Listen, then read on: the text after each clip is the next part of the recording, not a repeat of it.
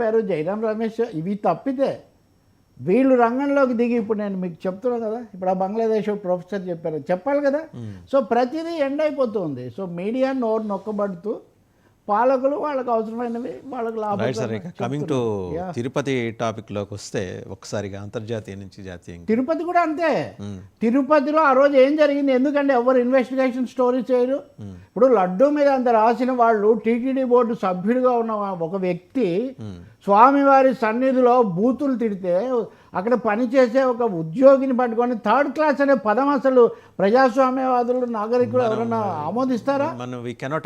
అసలు చేయలేం కదా. దాని మీద ఎందుకు అతని నేపథ్యం అంటే ఒక్క పత్రికలో వచ్చిందా, ఒక్క ఛానల్లో వచ్చిందా? ఎవరి నరేష్ కుమార్ ఆయన కర్ణాటకకు చెందిన బీజేపీ నాయకుడు, అంతవరకు తెలుసుకోవచ్చు మనం. మిగతా ఎందుకు మీరు ఇన్వెస్టిగేషన్ చేయరు? ఎక్కడెక్కడి కనెక్షన్స్ పెట్టి సోషల్ మీడియాలో అక్కడ డైలాగ్ సౌండ్ ఈ సౌండ్ అని ఇవన్నీ పెట్టి ఎందుకు చేయరు అంటే మన మీడియా నోరు నొక్కబడుతుంది. అది టీటీడీకి కూడా, అది టీటీడీ. ఇప్పుడు లడ్డు ఉంది, మొన్న వాళ్ళని వైష్ణవి డైరీ వాళ్ళందరినీ ఏమైన తర్వాత ఆగిపోతాయి. అంటే మేము చెప్పాలనుకుంటే చెప్తాము, కప్పాలనుకుంటే కప్తాము అన్నట్టుగా తయారైంది.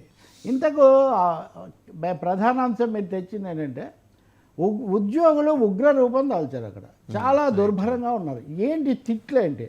అంతకుముందు కూడా వరబాక లక్ష్మణ్ ఇంకో సభ్యురాలు ఆమెదో అన్నారని ఒక చర్య తీసుకున్నారు, వరాహ ఆలయంలో జరిగిందని ఒక చర్య తీసుకున్నారు. అనేక సందర్భాల్లో ఉద్యోగులను ఒక మాట అంటున్నారు వాళ్ళు, ఈరోజు చెప్పారు మీడియా కూడా, టీటీడీ మెంబర్లు ఓనర్లుగా భావిస్తున్నారని. వాళ్ళు దేవస్థానం తమ సొంత దానికి అధికారులాగా వాళ్ళు భావిస్తూ ఉన్నారు.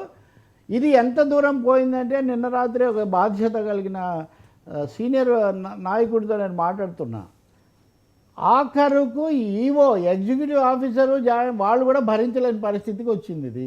సో ఇది ఒక క్లాష్ కూడా తయారైంది చైర్మన్కు ఈవోకి. అంతకుముందే క్లాష్ ఉంది, ఎప్పుడు ఉంది. కానీ ఇప్పుడు మరీ కొత్త వ్యవస్థ ఇవన్నీ వచ్చిన తర్వాత అనేక ఆరోపణలు వీటి మధ్యలో ఇది ఒక తీవ్రమైన ఘర్షణగా దారితీసి ఉద్యోగులకు కూడా చాలా దుర్భరంగా తయారైంది. ఒక విధంగా చెప్పాలంటే ఉద్యోగులు ఇంత తీవ్రంగా ఉద్యమించాలి, మీరు తలుచుకుంటే తప్ప ఇంకా కొండను బాగు చేయలేము అని ప్రభుత్వం ఎలా ఉందండి అంటే ప్రభుత్వం వైఖరి ఏంటో తెలియట్లేదు ఇంతవరకు. ప్రభుత్వం కూడా అంతే. అంటే చంద్రబాబు నాయుడు ముఖ్యమంత్రిగా తనకు సన్నిహితుడు, తర్వాత ఎప్పటి నుంచో ఆ పదవి కోసం అలా ఉన్న, అంటే స్వామివారి సేవ చేయాలని భక్తితో పట్టుకొని ఉన్నాడు ఉన్నప్పటికీ కూడా, ఆయన్ని నియమించినప్పటికీ కూడా తర్వాత వ్యవహారాలు సంతృప్తికరంగా లేవు అని చంద్రబాబు నాయుడు కూడా అసంతృప్తిగానే ఉన్నారు. గట్టిగా వ్యవహరించండి. ఆయన మీరు చూస్తే ఈవోను వీళ్ళని ఎక్కువగా ప్రమోట్ చేయడం కూడా మనం చూస్తాం. మీరు ఖచ్చితమైన చర్యలు తీసుకోండి, యంత్రాంగాన్ని దీనితో ఒక కట్టుదిట్టం చేసి ఒక పద్ధతిలోకి తీసుకురండి. లేకపోతే మనం అంతకుముందు ఆరోపణలు చేసి మళ్ళీ ఇప్పుడు మనమే ఒక విధంగా ఇబ్బందిలో పడిపోతున్నామని కూడా చెప్పారు. మీకు ఈ సందర్భంగా ఒక సంఘటన సార్, అప్పట్లో అంటే ప్రస్తుత హోంమంత్రి అనిత గారు అప్పట్లో ఎమ్మెల్యేగా ఉన్నప్పుడు ఆవిడని టీటీడీ బోర్డు మెంబర్గా వేస్తే ఆవిడ క్రైస్తవురాలు అని చెప్తే ఆ పాపం ఆవిడ she stepped out of the board. అవునా? She stepped out of the board ఇమీడియట్గా. ఎందుకంటే ఆవిడ బైబిల్ చైర్మన్ కూడా అన్నారు కదా, నాతో ఐవైఆర్ఏ అన్నారు ఒక డిబేట్లో. ఎవరు సుధాకర్ ఎక్కడో సువార్త కూటమికి వెళ్ళాడంటే వెళ్ళకూడదని ఎక్కడ లేదు కదా అని కూడా అడిగాను. సరే ఏదో అది వేరే ఎంబడే అప్పుడు చాలా ఫాస్ట్గా గవర్నమెంట్ యాక్ట్ చేసింది. ఇప్పుడు జరిగి 48 hours అయింది. పైగా అప్పటికి ఇప్పటికేంటి విజువల్ కనిపిస్తోంది, అతను ఏం మాట్లాడాడో కనిపిస్తోంది. మనం కొన్ని వినకూడనివి బీపులు వేసి మనం కూడా విన్నాము. ఇంత జరిగిన తర్వాత ఇంకా తాత్సారం ఎందుకు చేస్తున్నారు? నేను అడుగుతుంది అదే. ఒకటి, దాని మీద ఎందుకు ఫోకస్ ఉండడం లేదు, ఉద్యోగుల యొక్క వాయిస్ ఎందుకు తీసుకోవడం లేదు. మూడవది, ప్రక్షాళన చేస్తామన్న తర్వాత అంత పెన్న మీద నుంచి పొయ్యిలోకి పడినట్టుగా పరిస్థితి ఎందుకు మారుతుంది. నాలుగవది, ఎవరు వీటన్నిటికీ అసలు సంధానకర్తగా చేస్తున్నారు.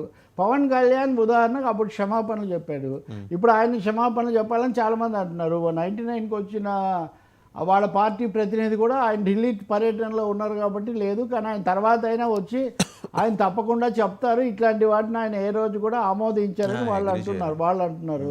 బీజేపీ మిత్రులు కూడా ఎక్కువ మాట్లాడలేదు. వాస్తవంగా బీజేపీ నాయకులు భానుప్రకాష్ లాంటి అక్కడ ఉండేవాళ్ళు ఎప్పుడు అంతకుముందు ఏదొచ్చినా వాళ్ళనే కదా. మరి ఎందుకు మాట్లాడలేదు? సభ్యులు ఎవరు మాట్లాడలేదు, చైర్మన్ గారు మాట్లాడలేదు, లేకపోతే అంతకుముందు అన్న వాళ్ళని మాట్లాడలేదు. చంద్రబాబు నాయుడు కాకపోతే పోనీ టీడీపీ అధికార ప్రతినిధులైనది ఎవ్వరూ చెప్పట్లేదు. అంటే స్వామివారి సమక్షంలో స్వామివారి సేవకులకు అన్యాయం జరిగితే స్వామివారి మహాభక్త ప్రభుత్వం ఎందుకు మౌనం పాటిస్తుంది? ఇక్కడ ఉద్యోగుల హక్కులు, ఉద్యోగుల ఆత్మగౌరవం అనే సమస్య అదనంగా ఉంది. దానికోసం వాళ్ళు మటుకు ఉద్యమిస్తున్నారు. అంటే బహుశా టీటీడీ వాళ్ళైతే క్షమాపణ చెప్పాలి, ఆయన సస్పెండ్ చేయాలి. అప్పటి వరకు మేమేమీ ఒప్పుకునే అంటే ఇప్పుడు ఆయన బోర్డు మెంబర్ సరే, సస్పెన్షన్ ఏముంది, తొలగించడం ఒక్కటే మార్గం. అదే ఆయన కూడా చెప్పలేదు. ఇప్పుడు సమస్య ఏంటంటే ఎవరెవరో చెప్పకపోవటం కాదు, ఆయన కూడా చాలా పొరపాటు చేశాను, తొందరపడ్డానని ఆయన కూడా చెప్పలేదు. బహుశా మనం ఇంత తీవ్రంగా చర్చించాక అట్లాంటివి ఏమైనా వస్తాయేమో చూడాలి. కానీ ఇంతమంది ఈ నిగూఢ నిశ్శబ్దం చాలా అనుమానాస్పదం. ఏ శక్తులు తెర వెనుక పనిచేస్తున్నాయి, ఏడుకొండల వాడి చాటున ఎవరెవరు అక్కడ ఉండి ఇలాంటి ఒక యాంగిల్ తీసుకుందాం సార్. అంటే బీజేపీ వైపు నుంచి చూస్తే బీజేపీకి అప్రతిష్టది. ఖచ్చితంగా హిందుత్వాన్ని మీదేసుకొని తిరుగుతున్నారు కదా. నిన్ననే పైగా ఇద్దరు ముఖ్య నాయకులు చంద్రబాబు నాయుడు, పవన్ కళ్యాణ్ ఇద్దరు ఢిల్లీలో ఉన్నారు. ఒక్క మాట వాళ్ళు చెప్పి దీన్ని చక్కదిద్దగలుగుతారు, ఎందుకు చేయట్లేదండి? అంటే శ్రీవారి పట్ల ఇంత ఉపేక్షాభావం భక్తి కోణంలో కనుక చూస్తే అంతే. అంటే ఒకటండి, టీటీడీ అడ్మినిస్ట్రేషన్ ఎవరన్నా వచ్చి మా మీద ఆగ్రహిస్తే అప్పుడు రెస్పాండ్ అవుదామని ఏమైనా ఆలోచన చేస్తుంది. అదే అంటారా? ఓకే, అంటే మీరు సూచించేది చంద్రబాబు లేకపోతే ఎవరో అదే జరిగింది కదా, పొలిటికల్ ప్రొజెక్షన్ కోసం. కానీ ఒకటి అండి, పదే ప్రతి సందర్భంలో కొండను, స్వామిని, భక్తులను, పరిణామాలను ఎవరి యొక్క ప్రొజెక్షన్ కోసం వాడుకోవటం అడుగు సరికాదండి. అక్కడికి ఎవరైనా ప్రొజెక్ట్ అయ్యే చివరకు గోవిందుడే ప్రొజెక్ట్ అవుతాడు కదా, వీళ్ళేం ప్రొజెక్ట్ కారు కదా. అంటే చాలా బాధాకరం. దీనికి ఉద్యోగులను గురి చేయటం పదే ప్రతిసారి ఉద్యోగులు. ఇప్పుడు దాంట్లో చూస్తే కూడా ఇద్దరు ఉద్యోగుల మీద చర్య తీసుకున్నారన్నారు. బాధాకరమైన విషయం. దీన్ని బాగు చేయటం అన్నది నిజంగా జరగాలి. చంద్రబాబు అసంతృప్తి ఉంటే నేను ఆహ్వానిస్తాను, అసంతృప్తి చెంది మీరు దాన్ని చక్కదిద్దే పని తక్షణం చేయండి. ఒకవేళ ఆయన బిజీగా ఉన్నాడంటే లోకేష్ బాబు అయినా చేయొచ్చు. మీరు నిన్న గమనించుంటారు, ఆయన అంతసేటు అరిచి కేకలు పెడుతుంటే ఈ ఉద్యోగిని సర్ది చెప్పి పక్కకి తీసుకెళ్లిన స్థాయి అధికారులు, ఏఈఓ స్థాయి అధికారులు ఇద్దరు పక్కకి తీసుకెళ్లారు. ఆయన్నే వల్ల అదే నేను చెప్తుంది. ఇప్పుడు అతను సారీ చెప్పడండి. ఒకవేళ అతను తప్పు లేదని చెప్పాలి కదండి.